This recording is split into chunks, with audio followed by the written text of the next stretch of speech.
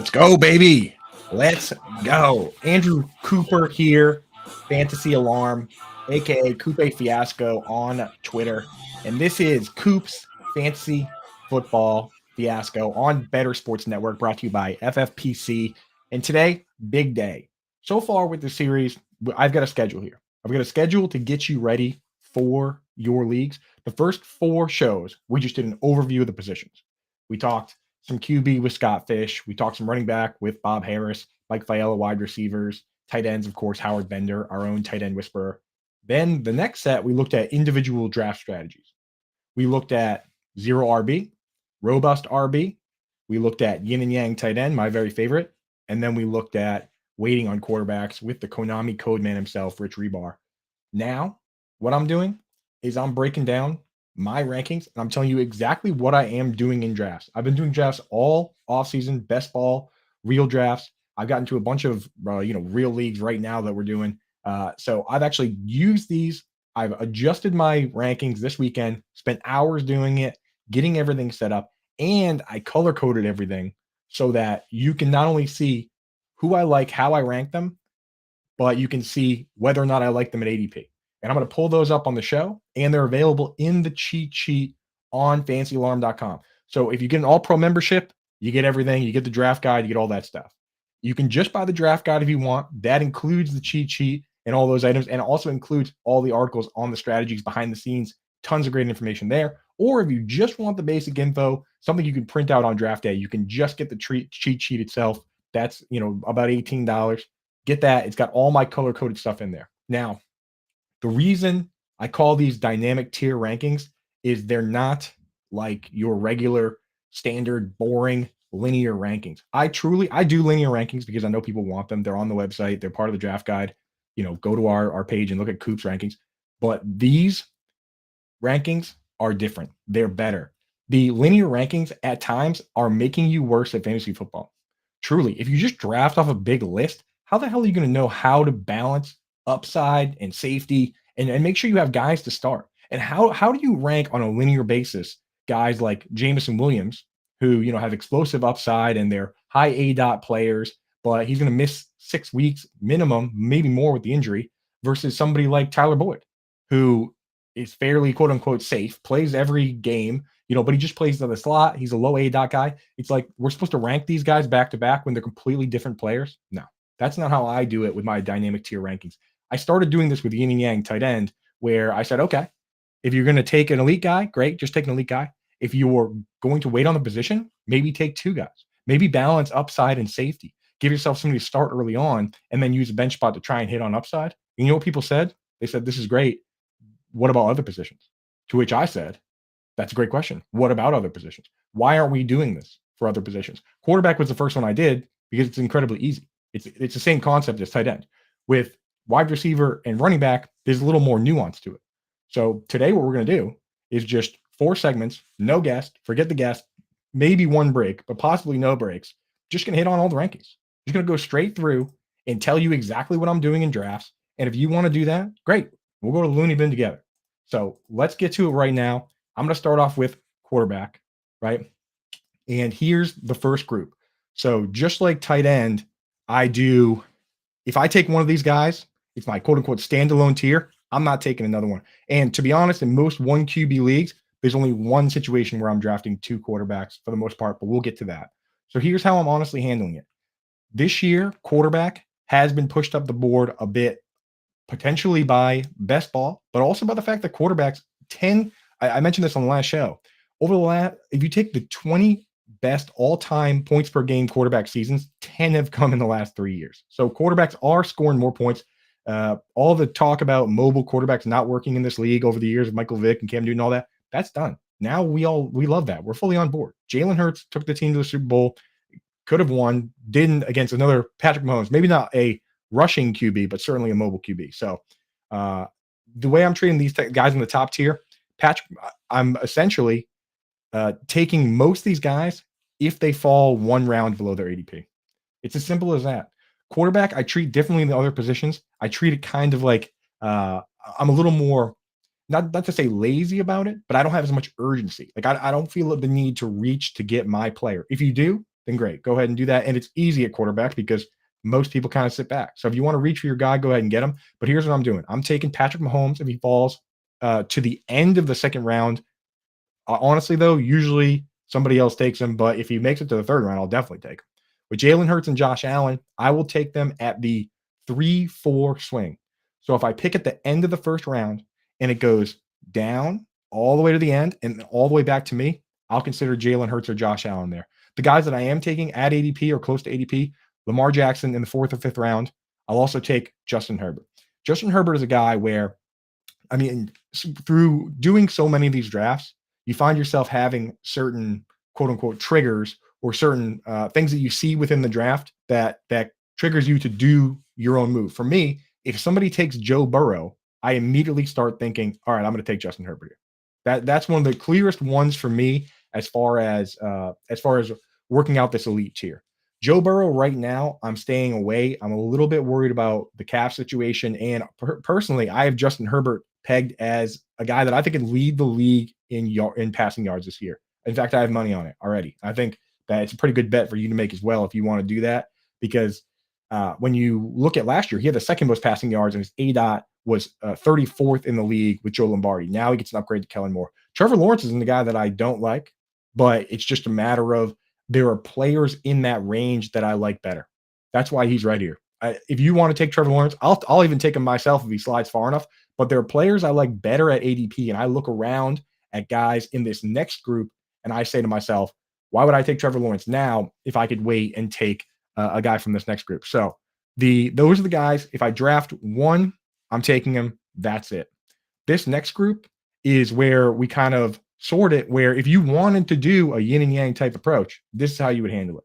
For me personally, I do have Dak Prescott ranked there as a very safe player, but I'm not taking him at ADP because I'm worried that Mike McCarthy and Dak Prescott and all these guys, Schottenheimer, they're going to get their wishes, right? They come out and they say, we don't want to throw as much. Mike McCarthy basically fired Kellen Moore and he even said this to himself, to us, fired him for throwing the ball too much, for getting too aggressive, for not getting the defense time to rest. He straight up said that they were scoring too fast for the defense to rest. That's what we want for fantasy football. I love that. Who cares about the defense resting? If my quarterback's in the game, I don't care if he throws a pick six. He gets the ball right back. So I liked the high-flying top 5 pass attempt Dak Prescott. This version of Dak Prescott that they're talking about where they're going to throw the ball less, and Dak says he's going to take care of the ball better and be more responsible. I don't want that. Why would I want that? So personally, I'm kind of holding off on Dak. I'm going for the upside guys. Justin Fields, I'm willing to take at ADP. The problem is somebody always takes him ahead of ADP. I never see him slide. I don't even know why he has an average draft position. He seems to someone always just goes for him, especially in my hometown leagues and leagues with analysts and where you have that one guy that's willing to get crazy. He just goes. Somebody takes him. So I don't really end up with Fields. The guys I do get most of are Deshaun Watson and Tua. I have no problem taking either one of these guys. Deshaun Watson is like, if you take all the quarterbacks all time in the NFL and sort them by fantasy points per game, Deshaun Watson's like QB3. Like, people forget that this guy is legitimately amazing at football. And just want to give a quick shout out to the chat. What's up, gang? I see you here, Albert, Dustin, Scamps, Skins. What's up, gang? How we doing? Everybody, if you have questions today, I'm just rolling through these rankings, but I'm doing an AMA on Reddit right after this, and I'll post a link to that. So if you want to go over to ask any questions there, pop in, throw them in that chat, because I'm going to be answering a million. That's what I'm doing today, all day. We're doing rankings, and then we're doing questions, because there's no time. We only have an hour to get through these rankings, and there's a million questions probably people have, because this is the biggest draft week of the year. It really is. Yeah, I agree, Fatty McFats. Deshaun Watson, personally, if he comes out and he's terrible and he gets fired and he loses his job, I will have 0 tears for him. The smallest violin that anyone's ever played, I would have for Deshaun Watson. But at the same time, dude's good at football. There's no question about it. I've seen it with my own 2 eyes on terrible teams. I watched him on a team that was 4-12 throw, 30 touchdown passes and only have like 7 picks. I still to this day do not understand how he was so good on such a bad team with bad coaches and bad pass catchers. Like, completely crazy situation. So that's what I'm doing there. The one situation, as I alluded to earlier, in a single QB league, the one situation where I will draft two quarterbacks is is if I take Anthony Richardson. That's the one because I'm just terrified of this type of player and the floor for him. For even for guys like CJ Stroud and Bryce Young, I think they probably have a higher floor because we know they can throw at an NFL level, at NFL caliber passing. With Anthony Richardson, we're banking so hard on the rushing. That's the one guy that could fall straight on his face. And to give you an example of that strategy, I'll use FFPC ADP. That's what we always go to. So what I'm doing if I take Anthony Richardson over on FFPC, if you want to use this strategy over there, go to myffpc.com, use promo code ALARM. They'll give you 25 bucks if you deposit 35 or more as a first time depositor. So go over there and get set up with that. What I do in these situations is pretty simple. It's if I don't get a quarterback in the beginning from the group I like, I will wait until everyone takes one and then take two, or I'll just make sure I get Anthony Richardson at QB 9, 10, 11, 12, and then I'll wait and take a second one later. So what I end up doing is Richardson goes QB 13 at pick 95. So technically I could wait for everyone to take one, but sometimes someone else takes them.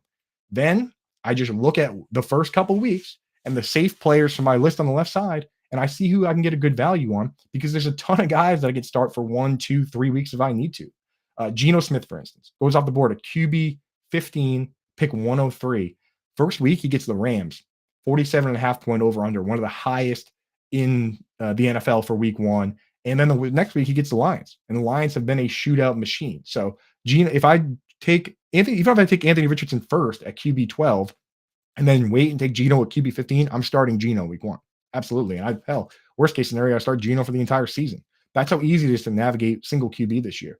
Another one, Aaron Rodgers, right? This guy's been a back-to-back MVP. He looks great in the preseason. He's not mobile at all, which is why he's on the boring list. But I mean, hell, this guy is capable of throwing 40, 50 touchdowns even. I mean, it's not crazy. And he's got the Bills week one on Monday night in New York on 9/11. I mean, talk about the most incredible setup for a week one game. The schedule makers were, the schedule makers are probably doing cartwheels when they found out that that was a possibility, right? Just imagine the flyover that's going to fly over New York City on that night. So then he's got Cowboys, Patriots, Chiefs. I mean, again, loaded schedule. And one guy here that's actually in the red because I don't love him at ADP, and he's probably the least mobile quarterback in the league in Jared Goff. I mean, if you need a week one starter, Chiefs, Lions, Jared Goff, 54 point over under. Even I'm going to be making some DFS lineups with that. So, and then he's got, Seahawks, Falcons. The thing is, after the Seahawks, I don't really like the matchups with the Falcons, Packers, and Panthers for fantasy football purposes. So if I'm taking Jared Goff, I'm really hoping that Anthony Richardson just proves that he's the real deal right away. And then I can just see you later, Goff. Smell you, maybe even trade him if he goes off against the Chiefs and just start Richardson. But that's my plan. And if you want to take advantage of that, again, those ADPs are all based on FFPC. Like I said, Richardson QB 13, Geno 15, Rodgers 16, Goff 17. So easy to get two of those guys and give yourself a floor and upside for very cheap. So if you want to take advantage of that, go to myffpc.com, use promo code ALARM. They'll match 25 bucks if you deposit 35 or more first-time depositors. So that's the game plan there. Before I wrap this one up, I'm trying to spend 15 minutes or so on each position. So I'll give you guys this. A lot of people playing super flex, a lot of people playing 2 QB leagues. This is what I'm doing with those. I'm just waiting, and I'm taking Russell Wilson, Derek Carr, or Brock Purdy.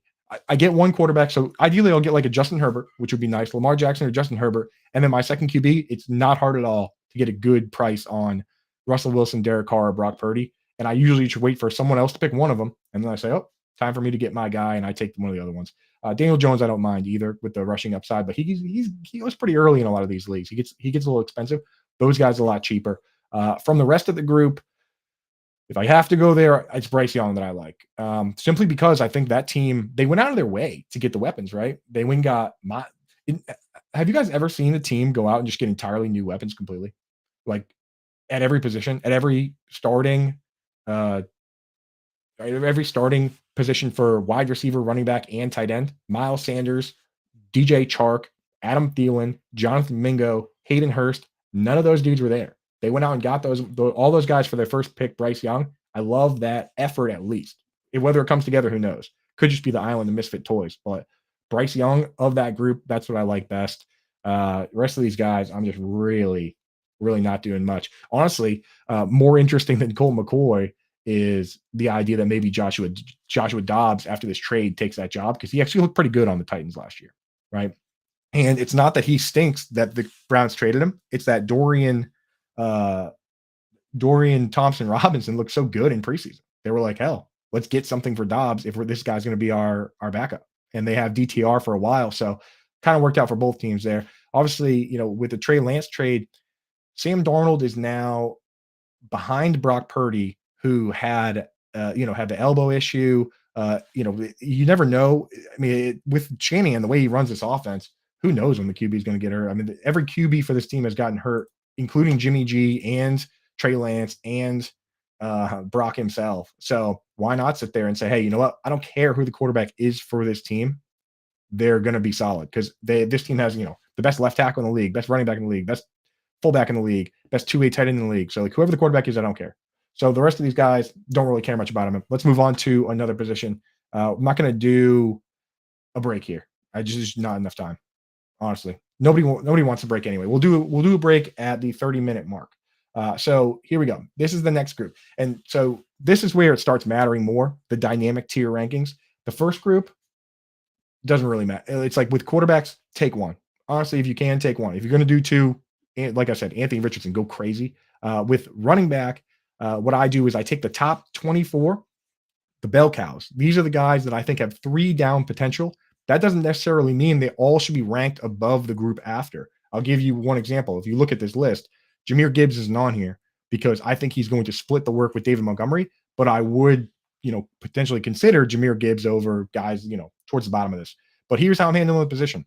It doesn't have to be that hard, right? People always want to be so cute and say, oh, I'm putting Tony Pollard RB2. Why? You don't need to. You truly don't. All you're doing if you move Tony Pollard up to RB2 is guaranteeing that you have Tony Pollard in every single league, that you've reached too far for him and you have him in every single league. And now if he sucks, then you lose every league because you reached for a player that you didn't necessarily have to. I mean, the one argument I guess you can make is if you truly, truly believe in him and you don't think he'll come back to you at the end of the next round, then you have to take him at like 3 overall. Otherwise, if you're drafting in the middle or towards the end, just wait and see if you get him next round. Like, I have no problem at all taking Christian McCaffrey, Austin Eckler, Bijan Robinson, Saquon Barkley, Nick Chubb at ADP. I don't care which one I get. I literally do not care which one it is, to be honest. Austin Eckler, even though he worries me a little bit with the QB change, he's awesome, man. He's going to be awesome. They're going to throw him the ball. They're not going to stop throwing him the ball because Joe Lombardi's gone, because Austin Eckler is awesome. That's why he got as many targets as he did. So he's going to be fine. I think Bijan's going to be great. Saquon and Nick Chubb are awesome. Jonathan Taylor's in the red right now because I don't know if he's going to play. I drafted Le'Veon Bell in the past and he didn't play, and that brought me great pain. So and I know that Le'Veon's telling everybody to play and telling us not to worry about it. I'm worried about it. So the moment he says I'm going to play or gets traded and then plays, then he goes to yellow and maybe even to green. Josh Jacobs was red on this exact sheet a week ago. And then they just gave him a new deal. Like, sidebar real quick. Are they serious with that? His contract was $10.9 million, and all they had to do was give him an extra $1 million to get to $12 million, and everyone's happy. What the hell took so long? Why did that take? Why did they do that immediately? Yeah, what do you want? 12 million? Yeah, one more million? Who cares? Like, my goodness, dude. These teams, it's ridiculous sometimes, man. And Jim Irsay is going to mess this up with Jonathan Taylor too. Imagine it. So, yeah, no problem taking any of the first group. Taylor, I've got the yellow tape around him right now, but I'll tell you right now, I'm not moving him from that spot. That's where I believe he should be in the rankings if he were to play. So I'm not moving him down. I'm just saying, hey, I'm not drafting him at ADP. And then the moment we get a guarantee he's going to play, then I'm going to leave him right where he is. And then we're going to change that color to either taking him at ADP or taking him ahead of ADP, depending on where it is at the time. So just keep an eye out for that. Tony Pollard, obviously, we've always liked him. We didn't like that Zeke was there. Zeke is gone. Math, right? That's an easy one. Derrick Henry, always awesome. Most of the leagues I play are either full or half PPR, and Henry is if I was going to rank for standard leagues, which I play in 0 standard leagues, I do have rankings for standard leagues actually on Fantasy Alarm. If you get the draft guide or you're all pro member, my rankings for standard PPR and half PPR are up there. Derrick Henry on the standard rankings is like 4, right? And he's never finished below top 5. And in a lot of these formats, he's just getting old, and I'm not sure if that team's going to be that good. And the line kind of stinks. So that's why he's where he is. Josh Jacobs is obviously awesome. We're going to reach for him now if his ADP is anywhere near where it is. Najee Harris is fine. You got to make a decision for yourself whether you think Jalen Warren is a problem or not. I'll tell you this right now. Matt Canada came out and said Najee Harris is the starting running back for this team. And that's not changing. And he's the RB1. And I looked up the high leverage situations last year. Najee Harris got all the goal line carries, virtually all of them. And, one of the highest percentage of carries inside the 5 and the 10 of any player. And I pulled up the 2-minute drill. I pulled up situations where you've got 3 minutes left in the second quarter, fourth quarter, or overtime, and the team is losing by 2 scores or less, or it's tied. Najee Harris got every single target and every single carry in those situations for this team. Jalen Warren, 0. Anthony McFarland, 0. Benny Snell, 0.0. He got all of the touches in those situations, and I don't think that's going to change. I think he's going to get all the high leverage stuff. So, Jalen Warren, very cool. He's probably the new Tony Pollard, where in theory he's going to be good, and the metrics will say he's good, and he just simply will not play enough early on, in my opinion, to be startable.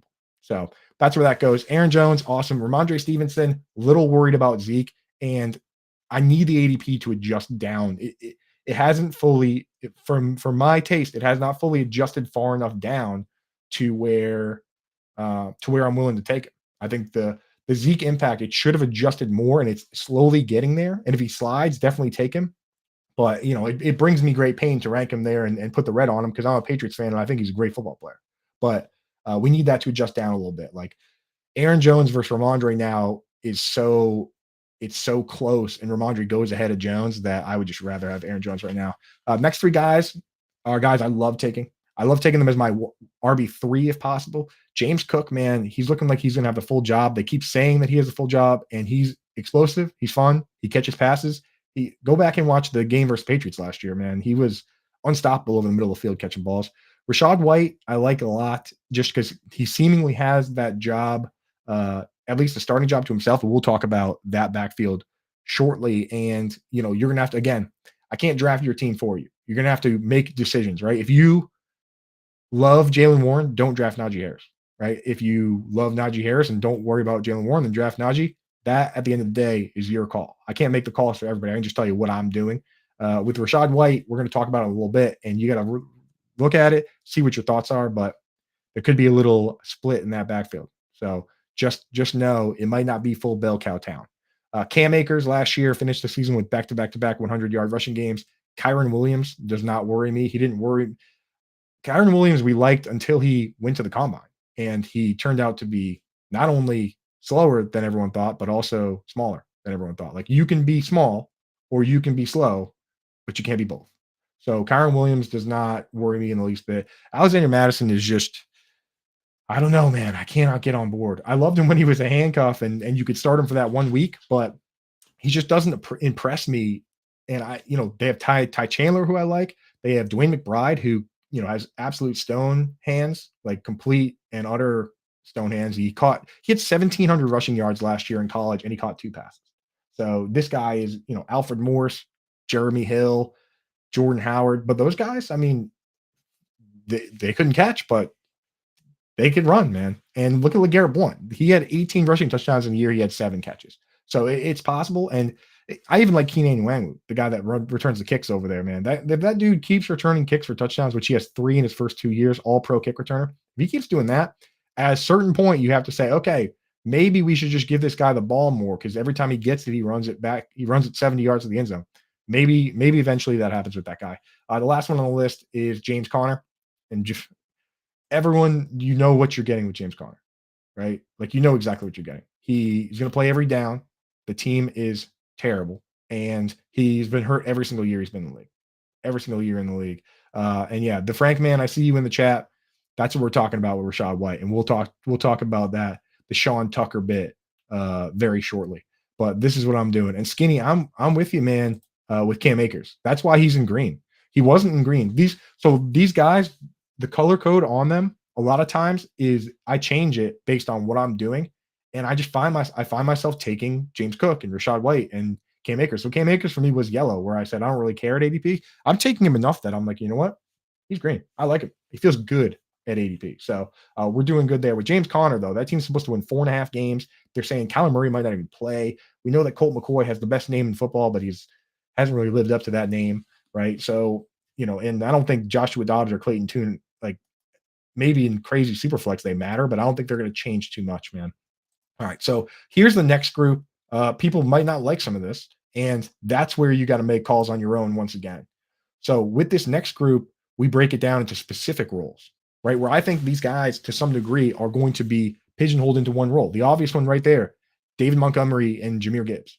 Jahmyr Gibbs, great pass catcher. We can argue day and night that he's going to play the slot, but that never happens, dude. We always say it's going to happen. And if it does actually happen, this guy plays like 200, 300 snaps in the slot, this would be the first time ever. Last year, if you look at the one guy that played, no one played 100 snaps in the slot. No running back ran 100 routes from the slot. Christian McCaffrey played the most because Christian McCaffrey is maybe the one running back in the league that is a better slot wide receiver than slot wide receivers. The number 2 back in the league in slot snaps, do you guys know who it was last year? Do you know? It was Kyle Juszczyk. I'm not kidding you, dude. Kyle Juszczyk, and he was top 2 years in a row. Running backs do not play the slot. Kareem Hunt, Tony Pollard, we keep saying that's going to happen. It doesn't happen. So maybe Jahmyr Gibbs will be the one guy that does it for the first time ever, but I wouldn't bank on it, man. I would bank on Jahmyr Gibbs to be Jahmyr Gibbs, which there is a world where Dave Montgomery and Jahmyr Gibbs are 2017 Mark Ingram and Alvin Kamara, where Mark Ingram was RB7 and Alvin Kamara was so damn good, and he got 100 targets as a rookie that he finished RB3. There's a possibility that happens, and I'm willing to let somebody else take that chance. So I'm not really doing that. Let's look at the 2 down backs first. Dalvin Cook is the closest one to that top category, but when Breece Hall comes back, they're going to mix and match what the situation there is. And Dalvin Cook, man, he worries me. Not just the fact that there's Breece Hall there, but also this guy, he has gotten banged up a million times, and he has the recurring shoulder injury. He's had surgery on it 2014, 2016, 2019, 2021, and 2022. He's coming off shoulder surgery as we speak, and he hasn't really played yet. So, I mean, like, the upside, of course, is there, but it's scary. Kenneth Walker, I think, splits with Zach Charbonnet. J.K. Dobbins. The problem with J.K. Dobbins is that I think he's a good player, man. And I think he could run for like 8 yards a carry, but it's empty efficiency. Like we saw with Miles Sanders, when the quarterback is taking the goal line carries and the team doesn't dump down to the running back. Andrew Erickson did a study on this. Check that out. But he Andrew Erickson. Yeah, Andrew Erickson did the study on the mobile QBs and how they don't target the running back as much. And it's scary. And if you look at the 3 bottom teams in terms of targeting the running back last year, it was the Baltimore Ravens, it was the Philadelphia Eagles, and it was the Chicago Bears.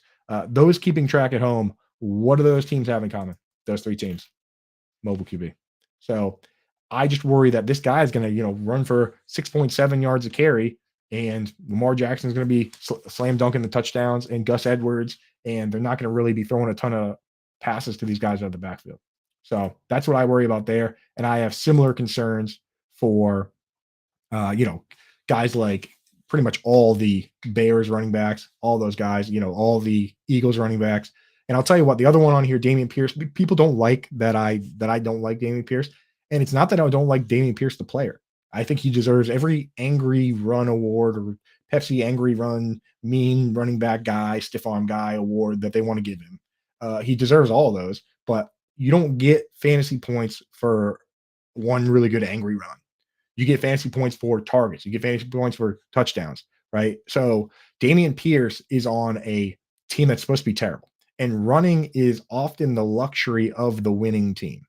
If Devin Singletary even remotely carves into the pass down role where Dameon Pierce graded outside the top 120 backs in Pro Football Focus last year, and Bobby Slowick, the new offensive coordinator, he worked for Pro Football Focus for 3 years. So don't tell me metrics like that don't matter, because they matter enough that this team and the 49ers hired this guy from that company to be their guy. So again, take Damian Pierce if you want. I'm not really taking an ADP. If I'm going to take a guy that I think is going to be the early down back for a team, I'm going to take guys from good teams, from good offenses. So I'm going to take Isaiah Pacheco, right? The angry running back for the Chiefs. Or I'm going to take David Montgomery in the Jamal Williams role that just saw 18 touchdowns. And no, I'm not predicting 18 touchdowns, but I get some double digit touchdowns. If there's a pass interference in the end zone for that team, do they send down Jahmyr Gibbs to punch it in? I know Jared Goff has no interest in punching him himself. Or do they send down David Montgomery, who has 25 pounds on every other back on that team? Of course, they send down David Montgomery. And I've had people come to me and they say, but Coop, uh, they got to use Jahmyr Gibbs because otherwise they're wasting that first round pick. And the GM doesn't want to waste a first round pick. It's like, dude, do you think the GM wants to waste? Of course, you don't want to waste picks, but do you think the GM wants to waste money? Because they made David Montgomery essentially the highest paid back in the league. Miles Sanders got $250,000 more per year than David Montgomery. They got the same contract essentially. Like, they don't want to waste money. They don't want to waste draft picks. That's why both guys are going to play. Sometimes it doesn't need to be as hard as we make it on ourselves. So that's where I'm at with those guys. Jeff Wilson, interesting for sure. Zeke Elliott, man, I'm going to take him. Why not? Bill Belichick loves to split the backfield. They got two good backs now, and he can score some touchdowns, especially in best ball. We'll have to see what the pass work is like, but he might split that job right down the middle. You don't really ever know. Jahmyr Gibbs, I explained why I'm out on him at ADP. Samaje Perine, kind of lukewarm on him now. The guys I like at ADP, Antonio Gibson, absolutely, why not, right? They've committed to that situation now that J.D. McKissick is gone. Eric Bieniemy, who's coming in to call plays, how many targets did Jerick McKinnon have last year? He had like 71. You know what I mean? Like, it would have been top, I think it was like top 6, 7 back in the league. If Antonio Gibson's going to be in that role, yeah, absolutely. Brian Robinson didn't really do anything catching the football last year. Kenneth Gainwell, another one. He might be the outright starter for that team. Guys like Gainwell and now also Raheem Mostert, they're looking like the starters for those teams. And Raheem Mostert is a good player, right? There's a world where they drafted Devon Achane because they like Raheem Mostert. And they said, okay, let's get another Raheem Mostert in case our guy gets hurt. So, that could be the world we're living in. I've come off Devin Singletary a little bit. I'm not drafting any DeAndre Swift or Jalen Warren. And Jerome Ford, I wasn't really fully crazy on board with him. And then they traded for Pierre Strong. I think Jerome Ford still holds that job down. He's still the RB2 on that depth chart, and he'll play plenty. He'll be fine, but I don't know. I'll consider it. The guy I'm taking instead, now I'm moving Sean Tucker up. The fact that he was getting carries with the team one there, and we can throw that comment back up from the Frank man, because he was in the chat first with this comment. Frank man, very much plugged in, knows what I'm talking about here, is getting a little worried about Rachaad White. There's a chance Sean Tucker eats into his workload. That does scare me. That's a concern. And this is how we're breaking it down so far. For those that are just listening, go over to fantasyalarm.com, get the cheat sheet at least. If you get the cheat sheet, that'll at least have this printout with all my dynamic tier rankings for every position, color-coded, grouped, all beautiful, printed out, win your league. And then it'll make more sense what we're talking about here. Otherwise, if you really need the visualization, I'm pulling these all up on YouTube as I go through. So pop over to the Fantasy Alarm YouTube and, pause this on Apple, Spotify, like it, review it, give it 5 stars, and then go over to YouTube and just skip to 34 minutes in, which is where we are right now. And then you can see it with all the pictures and stuff. I should have mentioned that earlier. So I apologize to the listeners out there if you're confused as to what we're talking about and what the order is, but it's all the visualizations are there. So just get that, pull up that cheat sheet while you're listening, or, I'll do my best to run through what we got going over here. So the first section is the bell cows. Then we just broke guys down into 2 down backs and pass catching backs that I think have standalone value. This tier we're in now is handcuff plus tier. So you got Khalil Herbert, Sean Tucker, Kendre Miller, Elijah Mitchell, Damian Harris, Tyler Algier, Zamir White, Gus Edwards, Tank Bigsby, Dante Foreman. Guys I think can have some standalone value where you could start them for like a bye week or something, but they have immense value if somebody gets hurt. All the Bears running backs are in this group for me because the quarterback is also a running back. So I was looking at it. I'm like, I don't think because the quarterback runs so much on that team, all the running backs are handcuff pluses in reality. Khalil Herbert is the starter and your best bet, but man, I'm just worried they're not going to dump passes down. I mean, Donta Foreman's never going to catch passes anyway, but I'm worried they're not going to dump passes down. I'm worried that that the QB is going to take it himself. From this group, I like Sean Tucker is interesting to me now because he's actually getting snaps with the ones, and Gus Edwards has always been interesting to me because he has a career 5 yards per carry. Like, what the hell? There's only like 8 guys in the league that have 400 carries and have 5 yards per carry, and one of them is Gus Edwards. So he's just a good player, man. That's why they paid him money. So I think if you're going to take anyone, forget taking J.K. Dobbins at his ADP. Give me Gus Edwards at his. And then, after that, there's another tier. Pure handcuffs, Deion Jackson, looking interesting. If Jonathan Taylor does get traded or he's gone, it's going to be Kareem Hunt and Deion Jackson. And Deion Jackson might just be better than Kareem Hunt. Who knows at this point? Kareem Hunt is slowly becoming Duke Johnson, where it's like, is this guy actually good, or were the Chiefs just really good when he was the running back for the Chiefs? So I'm not loving it. Tajay Spears, obviously, Derrick Henry goes down. I like this guy. They like this guy. He looked good in preseason. He runs hard. So yeah, give me that. Chuba Hubbard. I've seen Chuba Hubbard get to play a bunch of times. Donta Foreman walked in off the street and took his job. Not super interesting, but you got to put him there because Miles Sanders might have a groin issue. Rico Dowdle. Hell yeah. I mean, he's ahead of Malik Davis.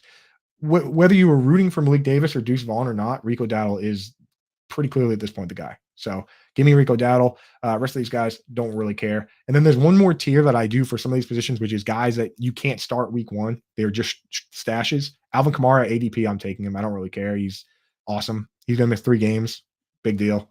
I mean, there's a world where some of my teams with Christian McCaffrey, Jonathan Taylor, and Alvin Kamara just absolutely steamroll everybody, and there's nothing anyone can do about it because I've been drafting a few of those, and at the end of the day, sometimes good players are just good. So got to draft Alvin Kamara. Javonte Williams, I'm worried about. Breece Hall, I'm worried about. Leonard Fournette doesn't have a team. Kareem Hunt, I don't even think he's any good. So that's that group. Let's hear from our friends over at FFPC real quick, and then we'll get right back into this. So stay tuned. Let's hear from the guys, and we'll be right back.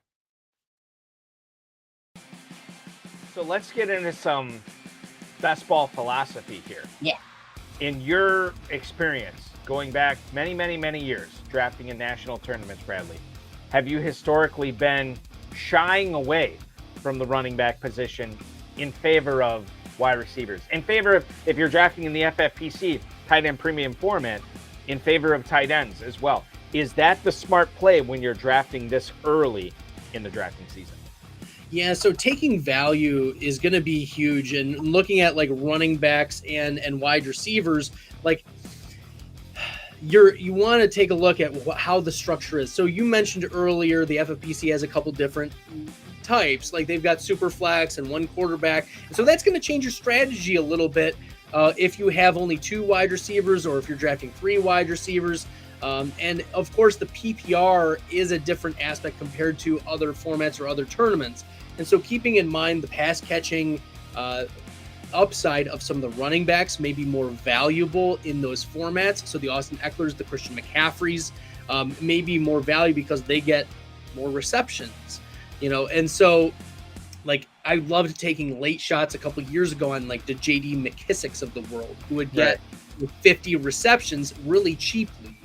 So that's something to consider. But when it comes to like overall value, like you're in the middle of a draft, and you just noticed that, I don't know, maybe it's Chris Godwin has fallen 14 spots, but Chris Godwin was not in your plans to be drafting. Like maybe you don't have a strong player take on Chris Godwin, or my take is that I don't think the Bucs are going to be particularly good this year.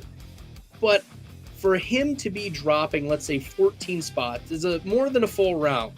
And based on the data that we've seen, if you get to draft a player more than 12 spots ahead or behind ADP, so they drop 12 or more spots, you have an 84% edge over the rest of the tournament players who are drafting this player. Because typically this player isn't going to drop. The average draft position is a really strong indicator of where a player is going to go. And I think that is also on the flip side. If you are reaching too much, you're giving up value in your drafts. And so when it comes to value-based drafting, you need to consider, just because this guy isn't my plans or I don't have a strong player take on him, maybe that's your opportunity to sprinkle in some shares of this player at a good price.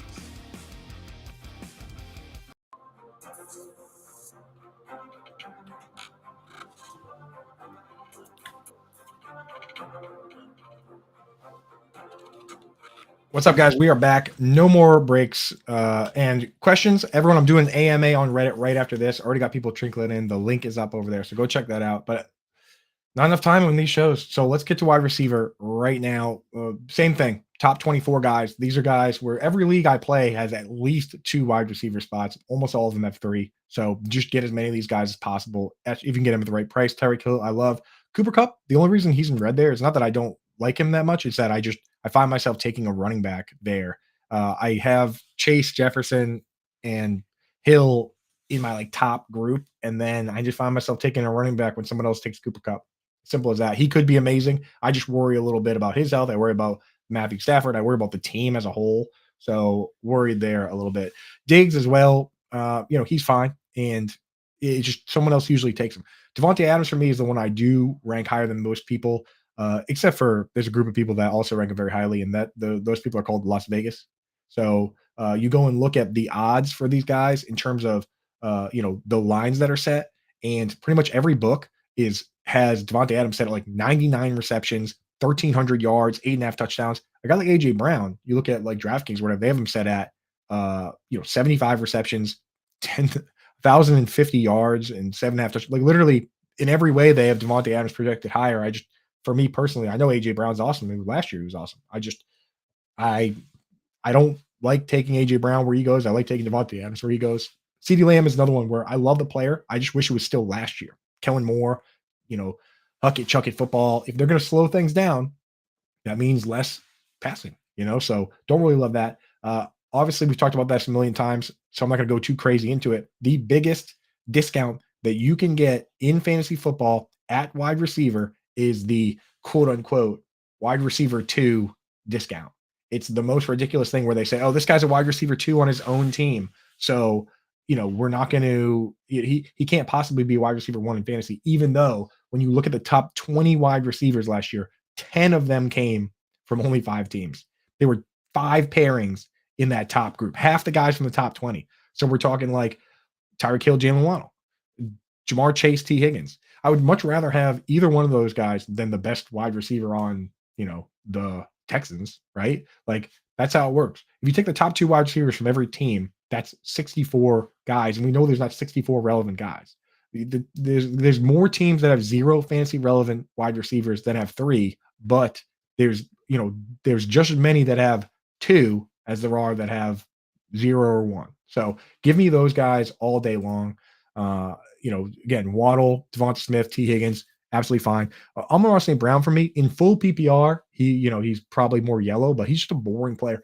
If he had to get 150 targets and doesn't even crack 1,200 yards, his 7-yard ADOT 2 years in a row now, I worry that you're spending up on a player that doesn't have the ceiling of these other guys, and again, the sportsbook haven't set at 1,000 yards receiving. I'd rather just bet on him to have 1,100 yards than the odds of him just coming out and having 1,500, 1,600 yards. I'm just not sure he's going to do it. I'm willing to be wrong on that. DK Metcalf is awesome. I wrote a full article on him. Go type Andrew Cooper, DK Metcalf, you get that one. Amari Cooper, if I'm betting on Deshaun Watson bounce back, like I said in segment 1, then Amari Cooper is going to be good. Last year, even when Jacoby Brissett had almost, pretty much set his career numbers in virtually every category. He was off yards by maybe 20 or 30, but in most categories, targets, receptions, even touchdowns, he looked great. Keenan Allen, when he was healthy last year, over the last 8 games, was the wide receiver 2 in PPR behind only Justin Jefferson. Give me that for sure. Calvin Ridley, I like. DeAndre Hopkins, he's pretty close to red, honestly, but I can't move him to red because I do find myself taking him. Deebo Samuel, I do not take. The Vegas over-under for him for receiving yards is 725.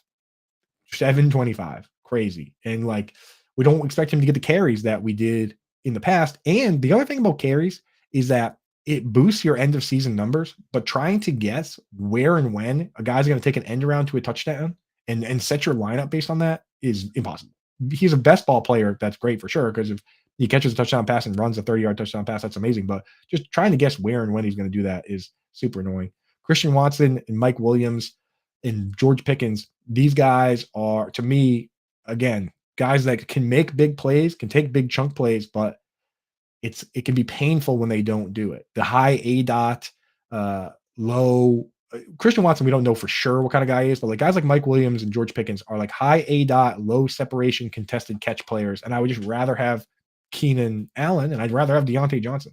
Real quick before I get to Deontay Johnson, Terry McLaurin's in the red because he's got turfed out, and I just want no part of that right now.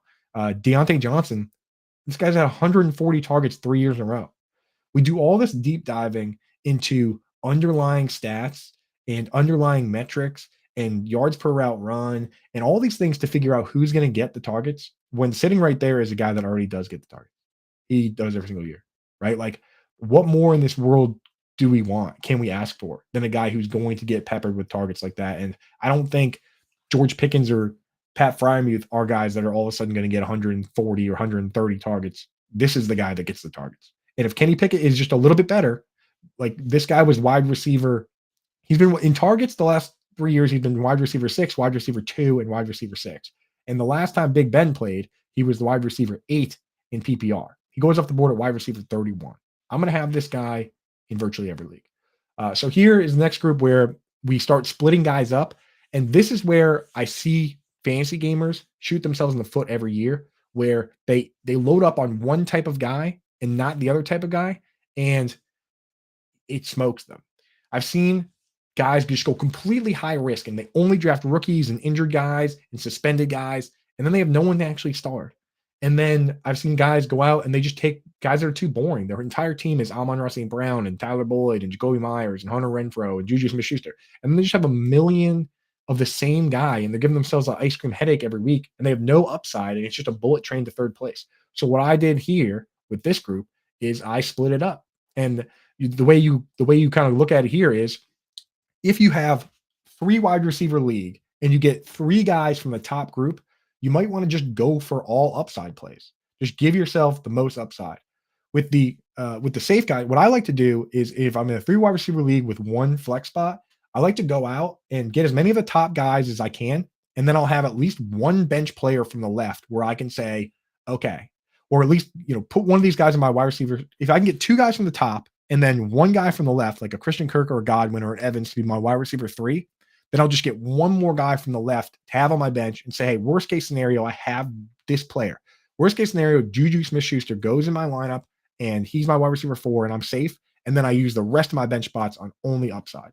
So the guys on the left there, there's not a lot of guys that I necessarily hate, except for like Rondell Moore and Jacoby Myers and Hunter Renfrow and Tyler Boyd, these like pure slot guys that don't really have much upside. The rest of them, like Christian Kirk, Godwin, love them. I'll grab at least 1 or 2 of those guys. If I can have 2 elite guys and then 2 guys from the left in a league where 3 wide receivers in a flex, I love it. And then I'm just loading up on guys from the right. And I don't care. Like Michael Thomas, I have in a ton of leagues, one of my favorite players to draft. Zay Flowers, super exciting with the new format, new offensive coordinator. Romeo Doubs playing in 2 wide receiver sets opposite of Christian Watson. Jonathan Mingo, again, we don't know how things are going to shake out there, so why not go for it? Alec Pierce is playing in 2 wide receiver sets. Rashee Rice is a rookie playing with the best quarterback in the league, and on and on. Nico Collins, John Mechie, one of those guys got to do something, I feel. And then Michael Wilson is one that I've moved way up my board. And it's because Michael Wilson, the rookie, has 30 pounds. If you look at all the wide receivers on the team, he has 30 pounds and 4 inches on pretty much all of Marquise Brown and Greg Dortch and Rondell Moore. He's the only guy that can play split end. And so far in the offseason, he's basically been playing split end for that team. So that's how I go about my business there. I'm not really taking Van Jefferson from the left is one of the last few guys that I'm taking from that group. I don't really ever take any of the other guys after him there, but that's just how I rank them, because you got to rank everybody. After that, same thing we did with running back, upside stashes. Terry McLaurin might land himself on this list. I don't mind taking Jameson Williams because people just forget about him. And I'm trying to win a championship. I want the best players and the best upside down the stretch. I just wish that I could put him in an IR spot. That's what sucks is that when you're suspended, no IR spot. Because he's got a hamstring. I wish they, categorize him as injured first, and I could get him in there. Jerry Jeudy, can't touch him right now, personally. I know some people are willing to. Hamstring injury right now, no way. Treylon Burks, maybe. With the knee and the timeline, those you can come back in full. JSN with a broken arm, I already didn't really like him much because I like Lockett and I like DK Metcalf. So hard for me to draft JSN. Rest of the wide receivers, this one might be a little tough to see. It's kind of thin there, but Rashid Shaheed, Sky Moore, Josh Downs, Marvin Mims, sure, like them. But like if I'm picking from the rest of the junk, those are the guys I like. Very late, Allen Robinson, hey, why not?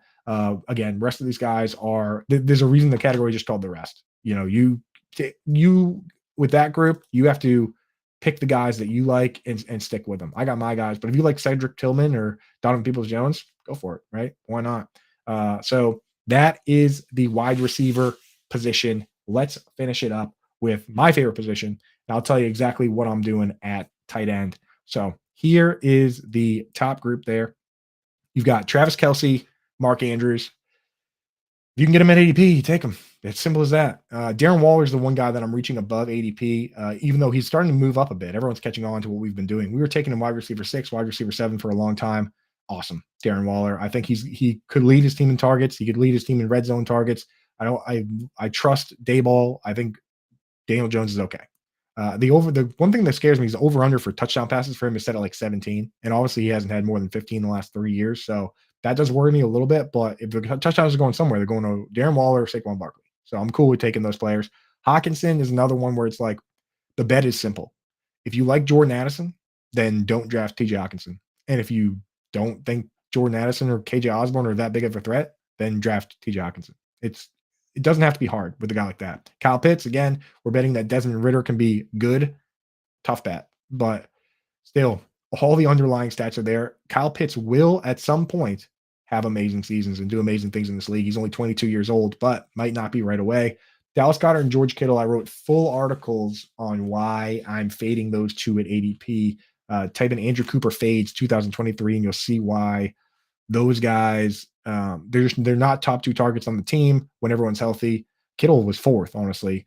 And, I'm not an injury prognosticator myself. I don't try and say which healthy guys will get hurt, but George Kittle has been hurt 4 years in a row, and he's banged up right now. He's got he's dealing with like an adductor, so like I can't do it with those guys. I'm just not doing it.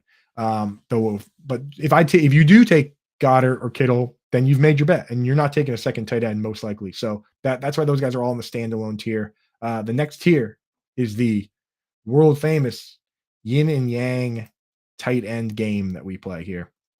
Idea is simple. You want to find somebody that you can start week 1 that won't get you a 0.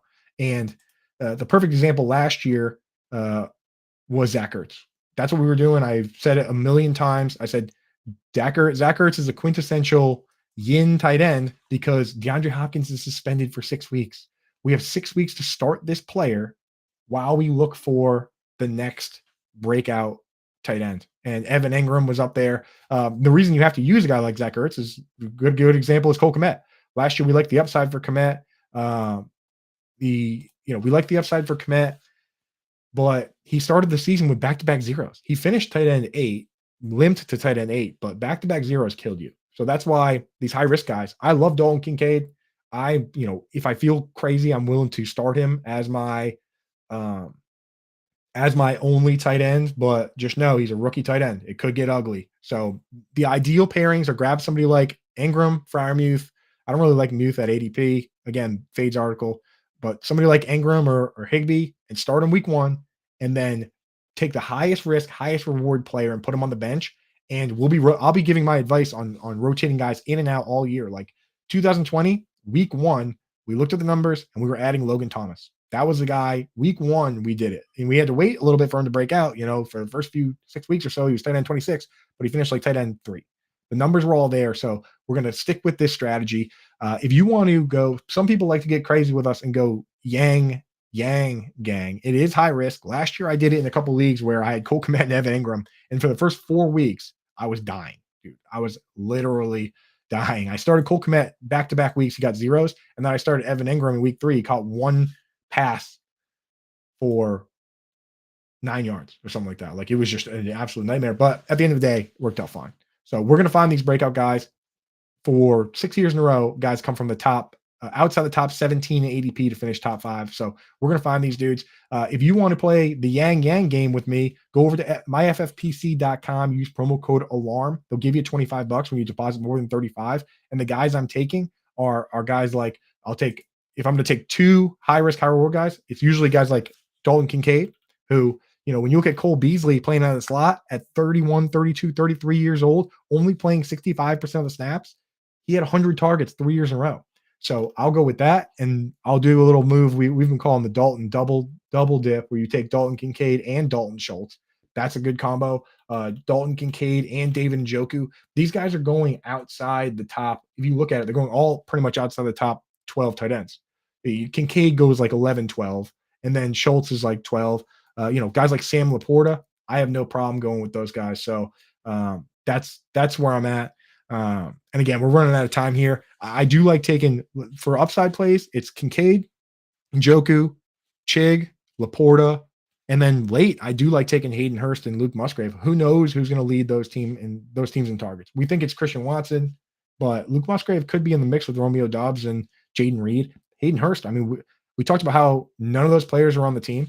Hayden Hurst could be the guy. He could lead that team. He's got a young, short QB. Maybe he just likes dumping it down.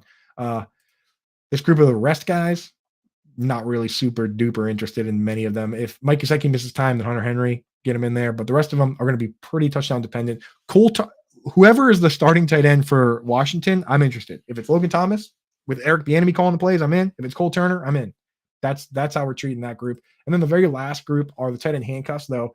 There's the only one of these guys I would put right directly into a lineup if the starter got hurt is Isaiah Likely. He was awesome last year when Mark Andrews was hurt. So I put him right into lineups, 100%. He was getting 8 targets a game in those couple games and was playing 80% of his snaps from wide receiver spot. Isaiah Likely, I think he's a good player. I can't wait for him to get away from that group, go on to another team.